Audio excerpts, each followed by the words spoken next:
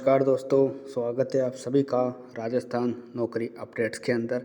दोस्तों आज हम राजस्थान कर्मचारी चयन बोर्ड के द्वारा जो जूनियर अकाउंटेंट है उसकी जो वैकेंसी अप्रैल के माह में आने वाली है उसके लिए आज हम बेस्ट एग्ज़ाम स्ट्रेटजी लेकर आए हैं, जिससे आप लोगों को जो भी कॉमर्स से हैं या फिर नॉन कॉमर्स से हैं उन सभी को इसका फ़ायदा होगा। तो चलिए दोस्तों शुरू करते हैं। सबसे पहले हम पेपर फर्स्ट जो जूनियर अकाउंटेंट का है उसके बारे के अंदर थोड़ा बहुत जानकारी बताता हूं मैं आपको। पेपर फर्स्ट के अंदर आपको सबसे पहले, अगर आप अपने एग्ज़ाम की स्ट्रेटजी बनाते हैं तो उसके अंदर आपको सबसे पहले प्रायोरिटी देनी चाहिए हिंदी को, क्योंकि दोस्तों हिंदी बिल्कुल ही इजी सब्जेक्ट मानी जाती है। और जैसा कि राजस्थान में इस हिंदी का लेवल है वो ज़्यादा कुछ खास नहीं है। अगर आप इसके अंदर 25 आउट ऑफ 25 यानी 25 क्वेश्चन आएंगे और 25 ही आपको पूरे के पूरे सही करने का टारगेट बनाते हैं तो ये बहुत ही ज़्यादा आपके लिए स्कोरिंग होगा।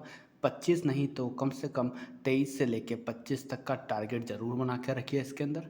दूसरा जो पेपर है, अपना दूसरा सब्जेक्ट है वो है कंप्यूटर। दोस्तों कंप्यूटर का भी एक लिमिटेड इसके अंदर पार्ट दिया गया है, जो ओनली बेसिक जो नॉलेज होती है, जैसे RSCAT वगैरह आपने किया है तो आपको पता है कि बेसिक नॉलेज क्या होती है।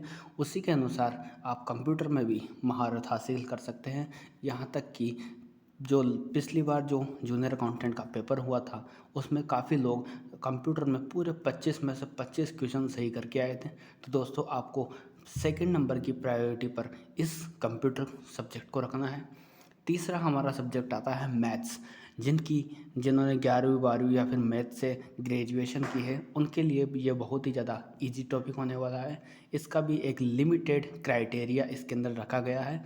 अगर आप अभी से इसकी तैयारी करते हैं तो जहाँ तक हम मानते हैं कि 6 महीने में आप मैथ्स के जितने भी टॉपिक हैं उनमें 3 से 4 बार आप इसका रिवीजन भी कर लेंगे और ये बहुत ही अच्छा टॉपिक है। अगर आप ज़्यादा से ज़्यादा नंबर खींचना चाहते हैं जूनियर अकाउंटेंट के फर्स्ट पेपर में तो ये टॉपिक भी बहुत ही अच्छा है।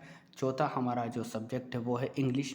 इंग्लिश दोस्तों हमने चौथे नंबर पे इसलिए रखा है कि क्योंकि हमारे राजस्थान में काफ़ी बच्चे ग्रामीण परिवेश से आते हैं, उनकी इंग्लिश इतनी ज़्यादा स्ट्रॉन्ग नहीं होती। लेकिन दोस्तों अगर आप one word, synonym, antonym, prefix, suffix, ये काफ़ी सारी चीज़ें होती हैं, अगर ये भी कर लें तो भी आप 25 में से 17 से 18 नंबर ज़रूर तक पहुंच सकते हैं। 17-18 क्वेश्चन बिल्कुल आपके ईजीएस्ट सही हो सकते हैं। तो दोस्तों इसको हमने चौथी प्रायोरिटी पर रखा है। हमारा पांचवा जो सब्जेक्ट है वो है साइंस। साइंस भी दोस्तों इसका भी ज़्यादा कोई इतना कि ये नहीं है कि ये हर दिन अपडेट होती रहती है, तो इसमें भी एक लिमिटेड है। अगर आप इसमें ज़्यादा नहीं तो 17 से 18 क्वेश्चन का भी टारगेट बनाते हैं और एक टॉपिक वाइज इसका एनालिसिस करते हैं, जैसे ऊर्जा पे कर लिया आपने, जैसे बिजली पे कर लिया, या फिर विटामिन्स के जो होते हैं ABC, या फिर कोई रोगों पे कर लिया, तो ये आपके लिए बहुत ही अच्छा फ़ायदा होगा। इसमें आप टारगेट बना सकते हैं 17 से 18 क्वेश्चन का कि इनको तो करना ही करना है। छठे नंबर पे हमारे राजस्थान जी के आती है। दोस्तों इसको हमने लास्ट में इसलिए लिया है क्योंकि राजस्थान जी के हर दिन चेंज भी होती रहती है। काफ़ी सारे इसमें क्वेश्चन, जैसे हिस्ट्री के क्वेश्चन हैं उनमें काफ़ी सारा विवाद भी रहता है। अगर आप हिस्ट्री को छोड़ दें या और वेशभूषा, ये राजस्थानी वेशभूषा जो औरतें या आदिवासी लोग जो कपड़े पहनते हैं, आभूषण पहनते हैं, इनको भी छोड़ दें तो आपके लिए ये बहुत ही अच्छा टॉपिक है। आप इसके अंदर ज्योग्राफी, साथ ही साथ जो युद्ध वगैरह हुए थे, किसान आंदोलन हुए थे, या फिर और भी काफ़ी सारे आंदोलन हुए थे, सिर्फ और सिर्फ उन्हीं टॉपिकों को आप थोड़ा बहुत लेकर चलें तो इसमें मुझे जहाँ तक लगता है अगर आप पासिंग मार्क्स भी ले आते हैं तो भी बहुत अच्छा रहेगा, क्योंकि आपने ज़्यादा से ज़्यादा नंबर तो हिंदी, इंग्लिश, साइंस और मैथ के अंदर खींच लिए। तो ये, और साथ ही साथ कंप्यूटर में तो आप कोशिश कीजिए दोस्तों 25 में से 25 पूरे सही करने के। तो दोस्तों अब चलते हैं हमारे सेकंड पेपर में। सेकंड पेपर के अंदर दोस्तों हमने सबसे नंबर 1 पे प्रायोरिटी पर रखा है राजस्थान सर्विस रूल। ये दोस्तों किसी के भी पढ़े हुए नहीं होते, ये सिर्फ जब हम जॉब सरकारी नौकरी लगते हैं उसके बाद जो हमारे राजस्थान सर्विस रूल लागू होते हैं, जैसे मैच्योरिटी पे कितना पैसा मिलता है, या फिर हमारा हर साल कितने परसेंटेज हमारा सैलरी बढ़ता है, या फिर मैटरनिटी लीव वगैरह काफ़ी सारी चीज़ें होती हैं, ये इसके अंदर आती हैं। अगर ये 200 के समथिंग वो होते हैं पूरे रूल। अगर आप इनको रट लिए, क्योंकि ये दोस्तों याद तो होते नहीं, इनको रटना ही पड़ता है। इनको पूरा 6 महीने तक लगातार अभी से ही रटना चालू कर दीजिए। कोई अच्छी सी बुक्स लेकर आ जाइए, या फिर कोई अच्छे जहाँ भी आप कोचिंग संस्थान में जा रहे हैं वो भी आपको यही बोलेंगे कि इनको तो रटना ही पड़ेगा।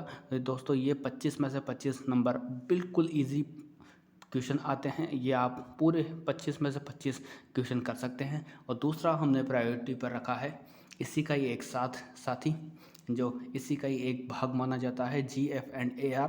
इसके अंदर भी काफ़ी सारे रूल्स होते हैं, 150 से पौने 200 के समथिंग इसके रूल होते हैं।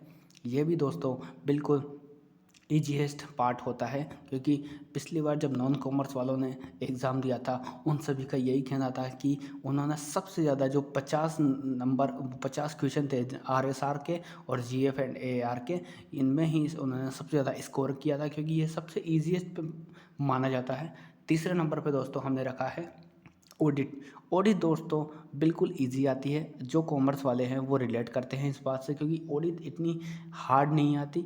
तो ऑडिट भी एक अच्छा स्कोरिंग करने वाला सब्जेक्ट है। चौथे नंबर पर हमने रखा है इकोनॉमिक्स को। इकोनॉमिक्स दोस्तों अगर आप इसके अंदर अपना टारगेट रखते हैं 18 से 20 क्वेश्चन का, तो ये ईज़िली आप अचीव कर सकते हैं। जैसे इसमें इकोनॉमिक्स के अंदर ये राष्ट्रीय आय हो गया, बेरोजगारी हो गई, कृषि हो गए, उद्योग हो गए, काफ़ी सारी चीज़ें हैं।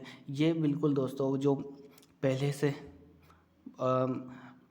जो पुराने नोट्स हैं उनसे भी आप ये पढ़ के कर सकते हैं। और साथ ही साथ दोस्तों हमारे इस चैनल पर आपको इकोनॉमिक्स के नोट्स बिल्कुल टाइम टू टाइम मिलते जाएंगे। जैसे कि अभी हमने पंचवर्ष योजना का पार्ट 1 डाला है, जिसका डिस्क्रिप्शन में आपको लिंक भी मिल जाएगा। और इसके बाद हमने दोस्तों बिजनेस मेथड, जिसे BOB कहते हैं। दोस्तों अगर आप कॉमर्स वाले हैं तो आप इस बात से रिलेट करते होंगे कि आपने जब आप फर्स्ट ईयर, सेकेंड ईयर या थर्ड ईयर जो भी आपके BCom में था, आपने BO कब पढ़ा था? सिर्फ एक रात को पढ़ के आप एग्ज़ाम देने चले गए। तो दोस्तों इसी बात से अंदाज़ा लगाया जा सकता है कि BO बिल्कुल ही इंटरेस्टिंग टॉपिक है नहीं, लेकिन आप इसमें 17 से 18 नंबर का टारगेट बनाकर ज़रूर चलें, जो आपका काफ़ी जल्दी अचीव हो सकता है।